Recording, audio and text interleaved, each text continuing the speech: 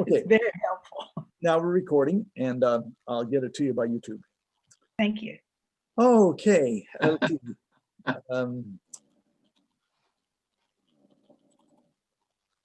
Agenda. Okay, treasurer's report, and if we have anything on the budget for next year and pledges, maybe we can do that too. So Jim? Yeah, I'm still working on the budget, trying to figure out. It's not pretty. There's so many variables going on in it. This year we were supported by the payroll protection plan to the tune of 20 some odd $1,000, which has kept us in the ball game because our pledges are well short of what we projected they would be, and it's really kind of hard to grow membership if we can't take advantage of what makes St. Anthony's great, which is our community. It's hard to convey that during Zoom meetings and whatnot. Yeah. So until we get to the point where we can actually meet in person and take advantage of renting the church out for weddings, which I think there's going to be a colossal backlog for. So I'm hoping that will be in our favor in the coming year. But I'm still trying to noodle through all of that. I'm a little behind this month because Holly and I wound up doing a last minute move for Patrick to a new apartment over in Seattle this weekend. So it kind of ate up the time I had been planning for doing all of this stuff prior. He had a bad situation he had to move out of suddenly. So anyway, I'm still working on it. We'll get there soon, but I'm projecting we're going to be in about the same boat or slightly worse because unless Congress comes through and does another PPP that we're able to, the payroll protection plan that we're able to take advantage of, because I don't see us really getting back to normal with what they're saying the timeline for vaccinations are until probably May, June at the earliest. So yeah, that's kind of where we're at. And I have not heard anything on pledges. I was at the church last night, as you know, cleaning out my box, and saw in Pam's, there was still several pledge cards that had not been entered into the system. So I'm really don't know where we're at with that. Okay, yeah. We probably should let people know that it'd be a good thing if they could give a little extra at the end of the year. We usually get a bump at the end of the year to help us try to get even for the end of the year. I noticed that on your chart, where is it? There it is. No, not that one. That the line chart that you were doing month by month, that, yeah, here it is. That we are about the same October and November as last year. Yes. In terms and of December revenues. was spectacular. And yeah, can we maybe remind people that, and I don't know how to, I'm not privy to it, of course, nor should I be, about people who are behind, that maybe we could boost them a bit, give them an idea that, hey, for tax purposes, yeah, or whatever. I don't know. Yeah, we'll send out something, a reminder and a plea for year-end giving. And really, I'd almost, we're going to, if we get a decent December, this year we projected being in a losing situation anyway, and we're pretty close to where we thought we would be, considering how awful the year has been. Yeah. It's next year that I'm more concerned about.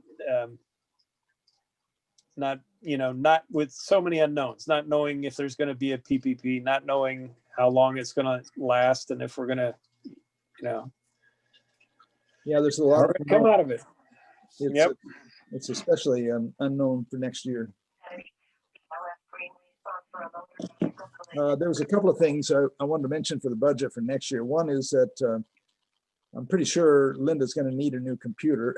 And I know you've got some money in a budget for that, but we just ought to know that that's coming down the line. And, you know, my son Guy has been doing all the live stream work for free. And, you know, he may not always be there. I don't know if we need to put any money in the budget for that or not. I think probably most churches are going to end up having some kind of a line item for a tech person for a website, live streaming, and that sort of thing. And I just want to kind of put that in our minds. Okay. Bob Richardson and Bill Fagan volunteered to help learn the live stream system. So, you know, maybe they could pick it up too in Guy's place. So that would be good. Well, if they don't, and if Guy continues to be our IT person, I think he needs to be paid some way. I know it's hard if we don't have that in the budget, but he's been putting in long hours and lots of effort, and it just seems right somehow to give him some financial reward for it. Well, I think he's glad to do it for free. But, you know, he may not always be there. And so, you know, in that case, Yeah. you have to find somebody who can really do that. Either have a volunteer who's really on top of that. And, you know, it takes time. He spends about 4 hours every Sunday there. And I think that after we get back, you know, like later in the year, we'll probably want to continue live streaming, but maybe not both services. So we might want a tech person for one service. So those are just things to think about. But thank you, Penny. Where'd Penny go? Oh, there you are. Okay. All right. Bill, do you want to go, you want to accept the minutes from last? Thank you. Okay, I forgot about the minutes. I move we accept the minutes of last month. Okay, is there a second? Peter seconds it. Okay. All in favor, say aye. Aye, Aye. hands up, or whatever. Okay, motion passes. Minutes are accepted. Let's see, we also need to accept the treasurer's report. Is there any more questions or comments for Jim? Okay. Someone want to move that we accept the treasurer's report? I move that we accept the treasurer's report. Second, And I'll second it. okay. All in favor of accepting the treasurer's report, say aye. Aye. Put up your hand, yeah. Okay. Aye. Motion passes. All right. John, you've been helping us with the microphones, and I think you were going to look into what it might cost to get a few more microphones. Do you have any luck with that? Well, I've actually received some condenser microphones that I was going to bring out to church tomorrow. And I don't know if you're going to be there, a guy wants to play with it before the service on Sunday or take some time, but I have some condenser microphones. And I also have some adapters coming in on Monday that convert the plug arrangement so it'll work on the regular microphone type, XLR type cables. Good, good, great. I won't be there tomorrow, but you know, we probably ought to get a look at them before the last minute. Yeah. I'll be there Saturday. Okay, then you also said that you have mounted the cameras on the sidewalls in the back? Yeah. Okay, then I'm gonna go ahead and do the terminations for the Ethernet cable. So the guy has access to that if he wants to use it. That would be excellent. That's the next step. We want to get that Ethernet cable hooked up so that both of those can be in the system. That'd be great. Yeah, I'm in Silverdale on a job tomorrow anyways, so I'll just drop by after I get done with that. Great. Do you need me to be there? Probably not.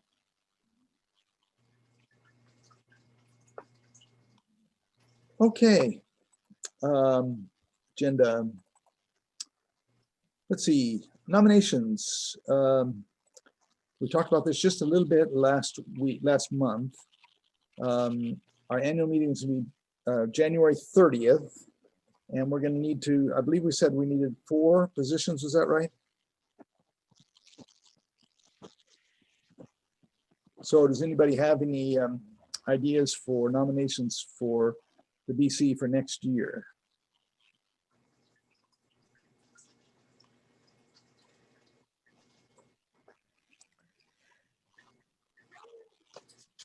Well, I still think that I heard, I thought I heard interest from Dolores That's right. Pereira That's right. about the Dolores. Bishops Committee. So I will contact her and see how she might feel about it. Yeah, I think that's a good idea. I think she'd be interested. What about Lee? Is he automatically, have we already counted him in, or? Because I was taking his place from. I don't think we talked about Lee, but yeah, he'd be a good one too. Mhm. Let's see, there was someone else who had been here, who had not been here a year last. Oh, I know Marge. What about Marge? I talked to Marge a couple of weeks ago, and she's not interested because of some personal issues. She was going to go in for outreach, but because of some issues she's got, she's not going to be able to do it this year. Okay, thanks for asking her.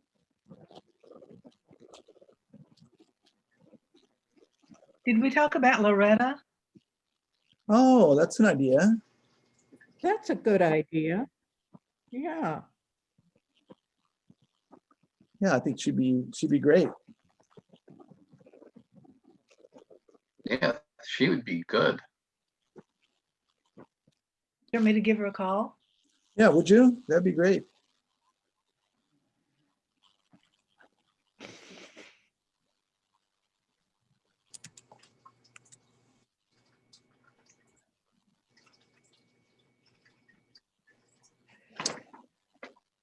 Let's see, what about Julie or Jesse Sherwin? I'm gonna fall off the air here for a minute as I reboot the router. Okay. Julie and Jesse, they're pretty busy with 2 little kids, but you know, they're really sharp people. Good suggestion. I don't think I know them. Are they brand new? No. They're not brand new. You know, she's the one that curly redheaded little girl, and they just had a baby. Yeah. Can Recognized. they go to 10:15, or they did? And they've been at coffee hour. Yeah, Mhm. yeah. So that's a possibility. You know, I wonder how long we'll keep doing Zoom meetings, because for a family like that, Zoom meetings are probably the best way for them to be on the BC, because they live down to Belfair on the other. It's down near Perth, and you know, a Zoom meeting would be easy, but coming up to a meeting would be probably difficult. How long are we going to keep doing this, folks? What about Sarah Rogers? Sarah? She'd be real good, but hasn't she been on the BC before? Oh, yeah. Yeah. She was a senior Yeah. warden. Yeah, that's right, because she was his bishop. Bishop's warden, yeah, Yeah, her term ended in 2019, right. So she's had 1 year off. a year off, yeah. Yeah. Yeah, she might want to Or wait is it, another or is year. it 2 years off? I think it's 2 2 years. 2. Hey, 2020 is perfect vision of this. Yeah. Do you prefer to have your BC meetings on Zoom or in person? On Zoom. Zoom's fine. Yeah. You know, I like it. It's gonna be at least until June. Yeah, we'll be having them, I think, until June at least. You know, it's kind of nice to have a Zoom meeting because you don't have to go to church, be in your own home. It's not that bad. Bill knows how to mute all of us. Yeah. Okay, well, that's a good start. Let's see, did anybody say they were gonna talk to me? Sorry, Bill, what's that? Is somebody gonna talk to Lee? I guess I can talk to Lee. Okay, thanks. I can ask Sarah. Thanks, David. Bill, is there anybody that, from, that's normally goes to 8 o'clock that would be interested in doing something like this? On being on BC? Well, that's a good question, you know,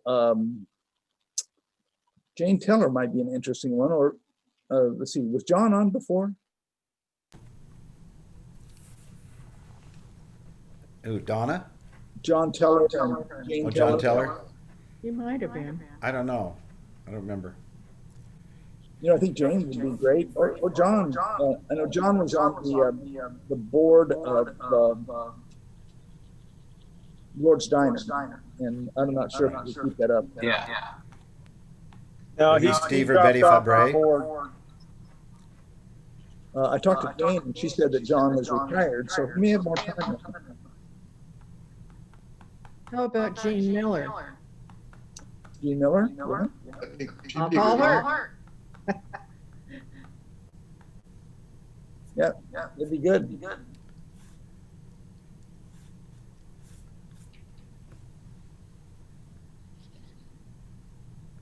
I'm trying to think of anybody else at the 8 o'clock service. Fabre's? Betty or Steve, Fabry, yeah, could be. Hey, never know until you ask. they're on my call. Do you want me to ask them? You want me to call them?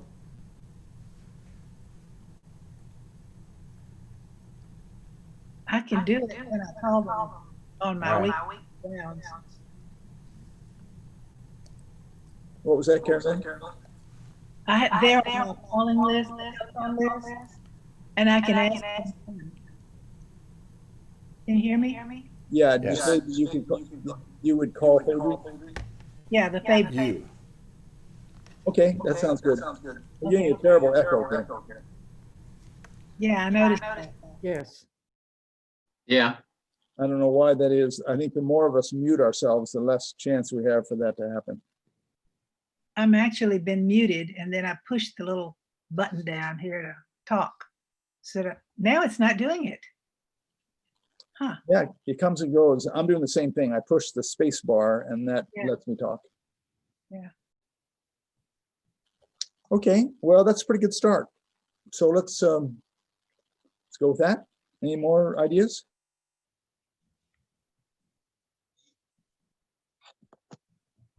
Okay, let me see what's next on the agenda.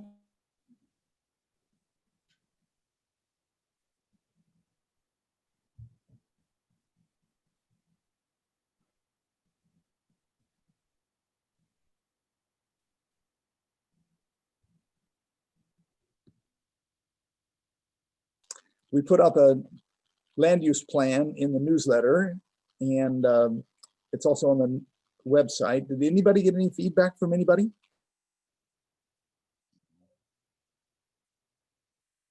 I guess nobody had any huge objections then.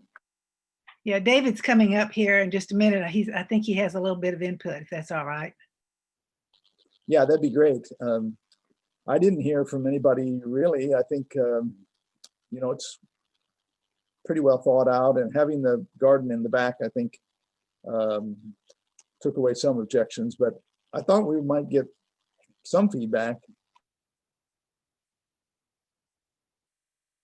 Here he comes. Okay. Let's see.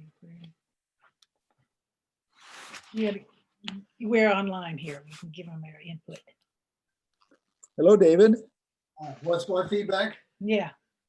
Well, about the land use plan, any thoughts about the land use plan? Yeah, I would recommend raised planter beds. 3 feet wide, 15 feet long, Oh, back of the barn.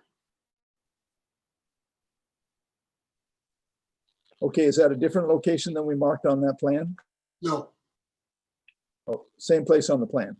yes. Okay. If we do raised beds, then we don't have to do as much clearing. okay. Right, that makes sense. Yeah, Yeah, if you put down some ground cloth underneath and then put the dirt in, it keeps the weeds from coming up, less interference, and you get good drainage anyway. yep. That's, And if you raise them high enough, they'll be easier to weed. mhm. That's right. Particularly for older people like myself who can't bend over as easily. It'll be easier for the deer to munch on it too.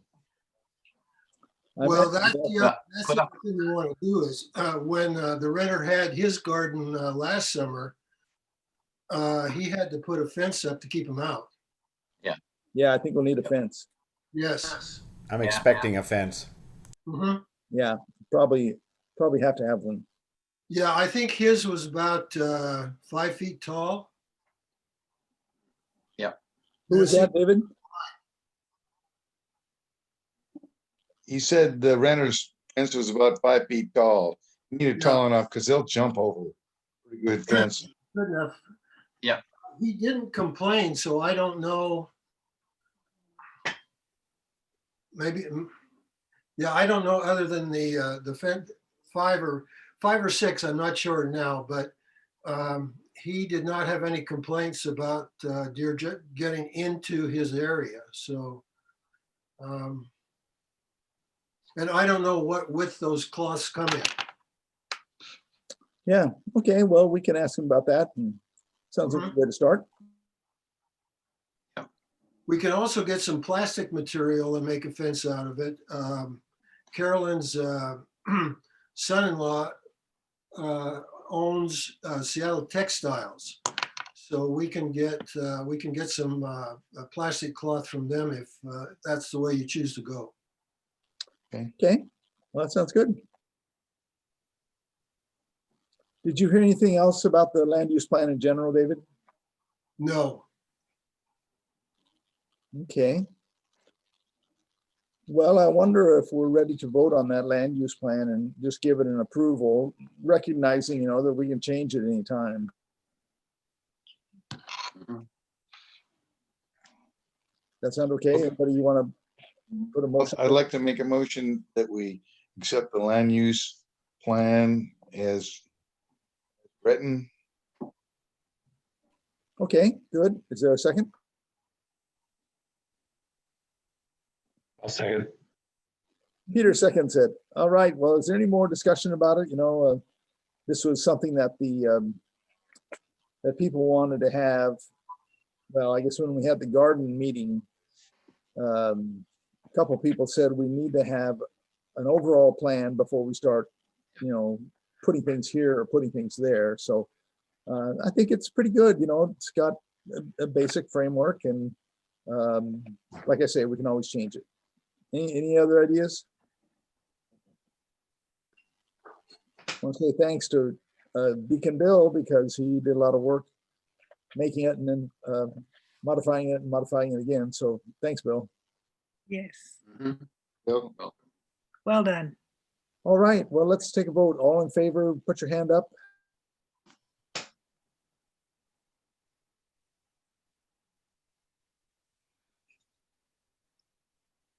Okay, motion passes. Okay, thanks very much. And now we'll get the garden committee together in January and start planning where we'll go from there. Okay.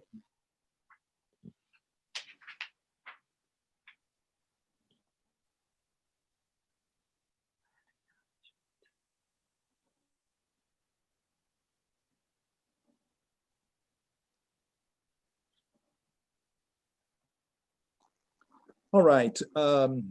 Next thing is our acknowledgement statement. I thought we'd just do a little work on that acknowledgement statement. So I've got a few things written here. I wonder if we could just read these, if people could take a paragraph at a time. I have 2 paragraphs about land acknowledgement, and then I have 3 short acknowledgement statements, and then maybe we can kick these around a little bit. So would somebody read the first paragraph here for us? Sure, land acknowledgement. Land acknowledgement is a powerful way to practice reconciliation and to honor people who first inhabited the land your/program is on. Acknowledging the land is also indigenous protocol, is a formal thank you to the host nation for making a presentation or announcement or holding a meeting, whether or not indigenous individuals are present. Okay, thanks. Somebody want to read the second one? Publicly and acknowledging the original stewards of the land, you are or can be a meaningful let's see. All right, let me go start that over. Indigenous. Huh? Indigenous Yeah, I peoples. got that part, but I don't know, it didn't sound right. Publicly acknowledging the original stewards of the land you are on, oh, there we go, can be a meaningful way to honor indigenous peoples and resist erasure of their histories.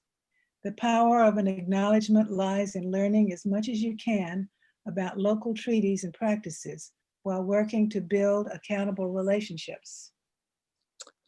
All right. Why don't we just discuss these 2 paragraphs? What do you think of this? Do you agree with this or disagree? Or what does this bring up for you?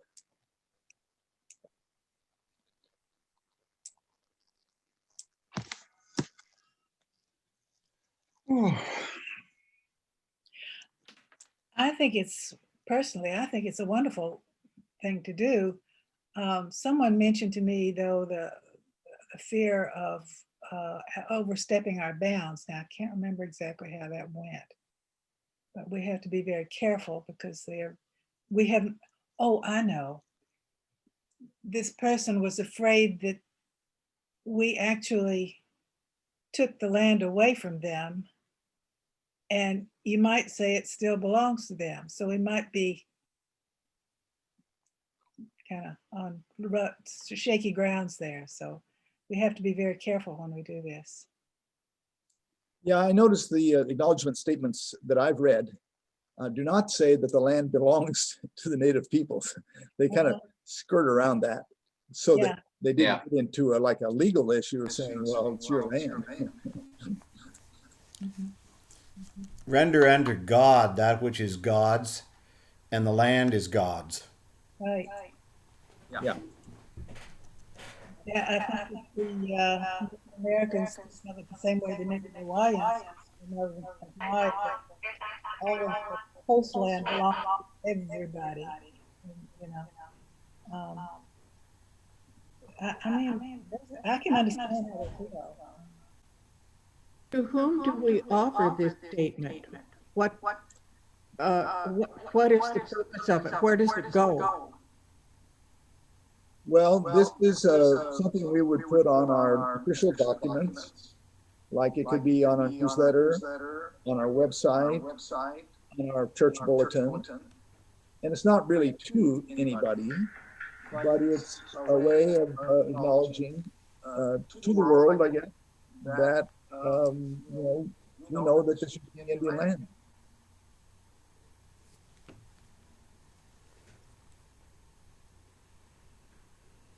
I think sometimes people are uncomfortable with it because it makes it sound like we don't belong there, or that we're somehow illegitimate or something. But it's not really saying that. It's just acknowledging that historically this was native land. Throughout history of humanity, we have changed ownership of land regularly, either with legal means or with warlike means. It's just humanity. Yeah, but what we're doing here is, recognizing that it wasn't always this way. Right, there were other people here first. One of the things that the paragraph that we read said was, this is how Native peoples show respect to each other. They say, we are on your land, and we know this is your territory, and we acknowledge that and your right to be here. And so it's kind of a formal way of acknowledging and showing respect to other peoples. And that's a very indigenous type thing to do. Native peoples, respect was very important to them. Mhm. Did anybody watch the video of the keynote speaker of the convention, Dr. Brian Hauff? He talked about the land acknowledgement in there. Yeah. I don't know. I have that on my list to do. Yeah, it's really interesting, and you can just watch the portion. It's kind of near the end where he talks about land acknowledgement, and he says we're not trying to get the land back.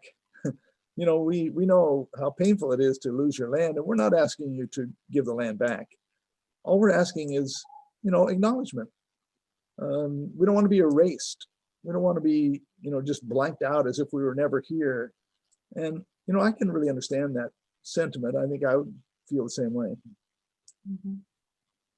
Mhm. So he's speaking for all of them pretty much. I just hope that they all feel the same way he does. Well, I'm sure there's probably differences. Yeah. Well, let's continue. I've got 3 model or sample statements here. Would someone like to read the one from Virginia Tech?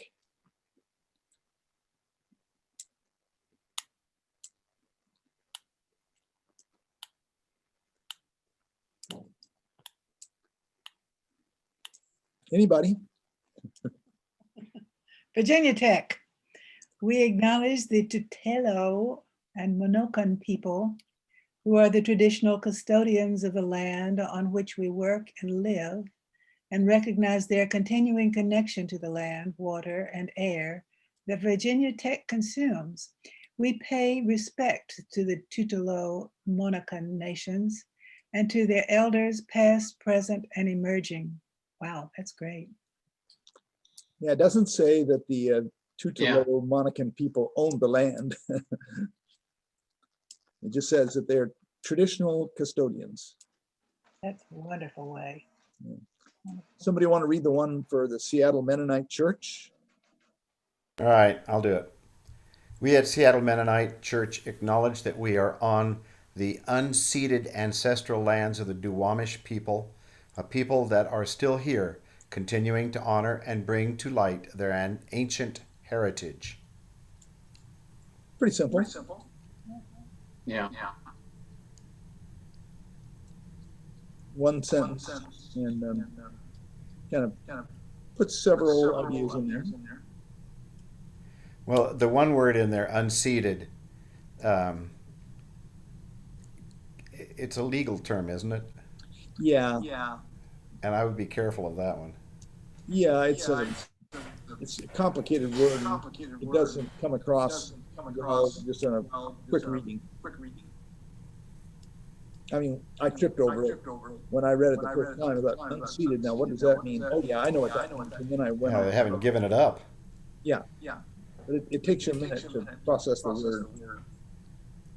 And it would be very simple to just take that one word out, that we are on ancestral lands. Yeah. On this one also, there's another thing to think about, and we go onto it all the way, is we're acknowledging these lands to the Duwamish people who were there before the Duwamish. And, can we word it so we're not focusing on somebody who was part of or had the land during a period of time and leaving other people out. It's like this side, you have Skellum, you have Suquamish, you have quite a few tribes that over the years back and forth through this area. That's true. They didn't have hard and fast boundaries, and things did change over the time. Yeah.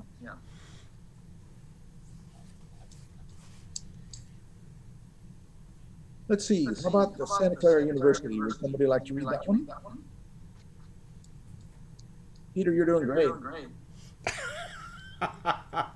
We pause to acknowledge that Santa Clara University sits on the land of the Ohlone people. We remember their continued connection to this region and give thanks to them for allowing us to live, work, learn, and pray on their traditional homeland.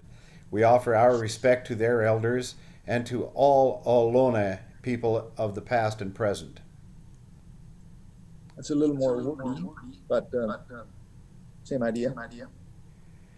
Well, and I again go back to like unceded, the part where they say they give thanks for allowing us to live, learn, and pray on their traditional homeland. Yep. Yeah, I understand That- what they're trying to say there, but that's it gets into a little more serious. Yeah, Yeah. it's sort of like we don't have the right except by their permission, and so it's a little more sketchy. I like the first one from, that was done from Virginia Tech, because it conveys respect to the Native American nation, and it also acknowledges that their connection with the land, air.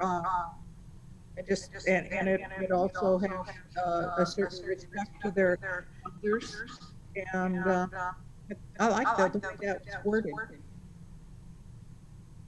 Yeah, it acknowledges that they have a connection to the land that's special, you know, their ancestral connection.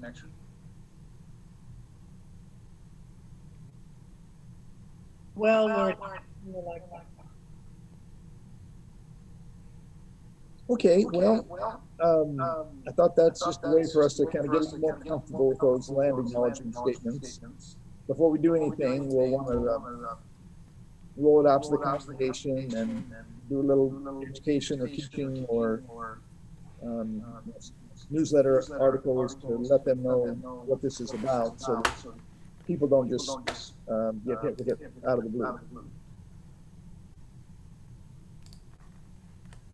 And I think it would be good if we could have someone from the Suquamish tribe to talk to us, or you know, give us some input, so that we would have you know, a relationship of some kind. So Carolyn and I will be working on that. All You all right. acting like I am? What? Are you all having echo like I am? Yeah, it's terrible. I have no echo. I'm sometimes getting a lot of echo.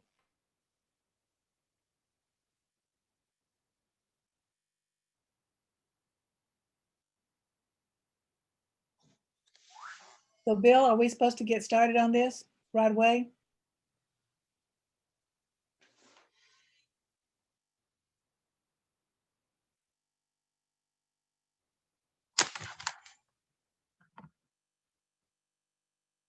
I didn't hear any.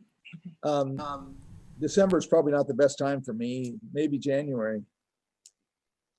I'm thinking the same thing. You can't hear me? Yes, I can hear you. I can now. I couldn't first. Oh, okay, I was just saying that December is pretty busy for me, but January would be better. Okay, let's get back to it in January. Yeah, okay, that sounds good. Okay, let's see. The diocesan webinar on November 14th. I know Penny, you went to that. Did anybody else go to it? I went to it. Okay. maybe the two of you can give us a little overview or a little snapshot. Well, I'd like to say that I think we have one of the most well-balanced vicars or priests that is possible to have. You seem to take things in your stride and remain on an even keel. And one thing I got out of it is apparently there are a lot of priests who are struggling, and that's very concerning. I thought the webinar was very well presented. And I did take notes, and now I don't know where I put them, but one thing I wanted to ask during this BC meeting is, Bill, is there anything that the BC can do for you to help you out? Well, I'm doing pretty well, like you said. I know some clergy feel really overwhelmed. The inability to see people really makes doing ministry more complicated. And, for a lot of us, that's where we get our rewards. And so we don't feel as rewarded. The other part is the technology. And I know a lot of clergy, they're just tearing their hair out because they don't know what the technology is, how to get the live stream up and how to get the audio going and what kind of platform to use. And, it can be really frustrating. And we've done pretty well with that, I think. We've had some glitches and some setbacks, but in general, it's working. So just kind of understand that I probably can't do everything I was doing before the pandemic, and doing the best I can. Okay. Yeah, Carolyn? Bill, I have actually a list of things that I got coming out of that. And if you don't mind, I'd like to just kind of enumerate them, and then maybe it might perk something. I'd be curious to know your response to the list. Okay. What you think about and how it might be affecting you. Number one, emotional toll of priests varying from suicidal ideation to frustrations regarding inadequacy, irrelevance, and fear of what's to come. Also, number two, the effects of clergy families as well. Some clergy are considering early retirement and or change of positions or occupations. Some clergy are having feelings of inadequacy, especially in areas of pastoral care with pandemic personal contact restrictions. Also requirement of you mentioned this, requirement of new skills, especially regarding technical know-how. Diminished ability to receive meaningful feedback from the congregation, particularly during and after services. And then the feeling of being alone. Yeah, that's a good list of additional stressors that I think clergy are feeling. And I feel those. But, our congregation has really been great. People have continued to give. Whenever I reach out, I have really good response. I like the way we're doing our live stream because I feel like I'm worshiping. So I feel like people are joining with me in that. Also, we've got a good team, Deacon Bill and Craig. I think that and with Guy and our musicians, it just feels like when we're there on Sundays, it's working well. And that's a big support for me. So, yeah, I don't feel suicidal. Good. You are apparently. What's that? Apparently there are those who have been having suicidal ideations, I think is the way they said it. Yeah, I know the bishop is worried about his clergy because, if you look at the clergy as a whole, some people are struggling. But, I feel pretty good. Yeah. Have you I heard? heard a report about teenagers that suicide rates are up 40% Yeah. from what they have been before. Yeah. Dealing directly with this non-socializing at school and the isolation and just frustrations and Yeah, I think kids are having a real tough time. Suicides are up all over the country, I mean, all ages, especially kids though, and it's really concerning. We're meant to be together. Yeah, They the, said the there the were, suicide rates are way up for the number of calls going out on suicides. And they're extremely high now. They've doubled. And you've been There's out on also some calls. priests taking early retirement. There Yeah. are no priests who are leaving the priesthood apparently, or looking for other positions. So we don't want our priests to do that. Right. Right. The cat is playing with the light. Don't do that. Okay. All right. Well, thank you both for going to that webinar and for expressing your concern. All the things that you listed are really true, and I can feel the stress. But like I said, I feel like I'm doing pretty well, and I feel like our church is doing pretty well considering everything. We've got communication going on. We've got live stream going on. I worry about people on the edge. I mean, people who are not part of the inner circle of St. Anthony's, people that come, once a month or something, that, they're not tied in as closely, and I worry about them kind of wandering away. But I can't do anything about it, really. We're doing the best we can. I like the idea of sending cards, like welcoming cards, to this the twins and their family, the babies that were baptized.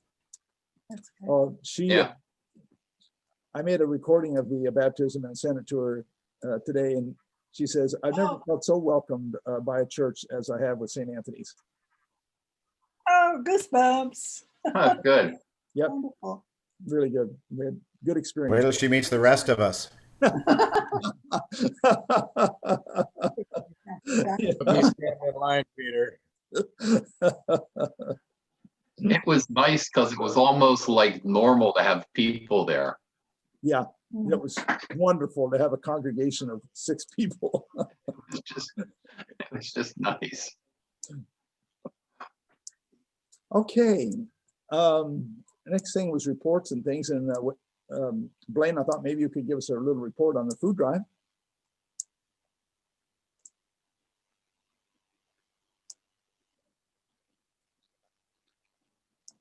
You're muted. Blaine, you're muted.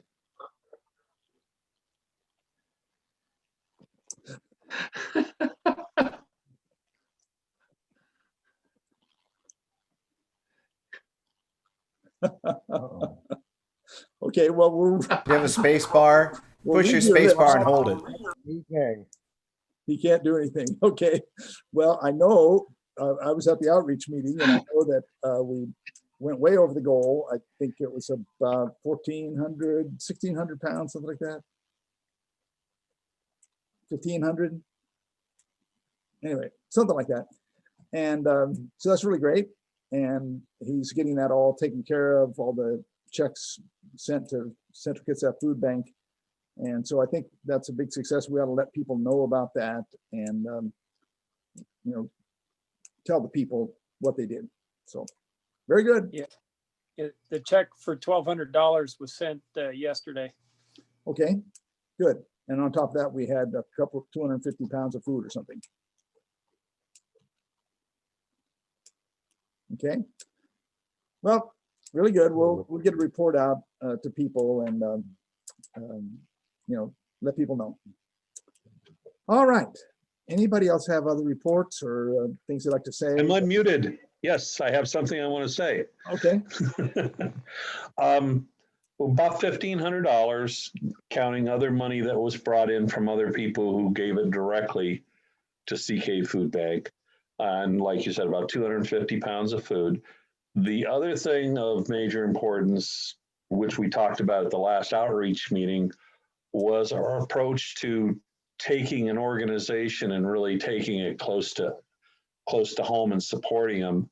And the committee pretty much, I think, just agreed with using Coffee Oasis as an organization we really want to start supporting seriously.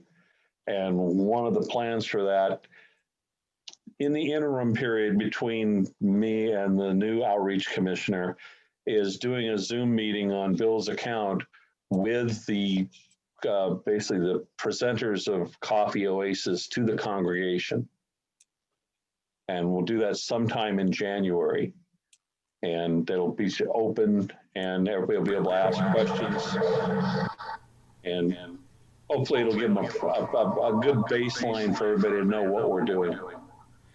Yeah. Blaine, are you talking about all of the Oasis or just the Paulsbo office or The organization, just the organization? Okay. yeah, well, wherever they need our support, you know, they're all over the county now. They're everywhere from Port Orchard to Kingston. You know, I think we do better supporting the organization itself and letting them use it where it's necessary. Yeah, they seem to be really emerging as one of the best social service agencies in the county, especially for young people. So I think That's it. They're focused on young people. And like what was discussed is if we can get known to young people, that's people coming our way. Yeah. Mhm. So anyway, I'm unmuted. I'm not going to mute myself again. I'll never get out of it. Okay, well, good. Thanks, Blaine. Anybody else have anything? Comments, suggestions, criticisms, whatever? I think we're about done. I have permission, Bill, from Sandy. She's getting used to it that I will be EM on Sunday the 20th when I'm scheduled. Oh, okay, So I'll be there. good. Thank you, Peter. We'll see you then. Yep. Okay, meeting is adjourned. Thank Thanks, you. everybody. Bye-bye. Check your inboxes, the proposed budget's in them. Okay, Thank you. good.